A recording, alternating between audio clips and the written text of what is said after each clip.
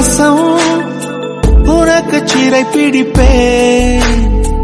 உலர்ந்த மேகத்தை கொண்டு நிலவின் கரை துடைப்பேன்.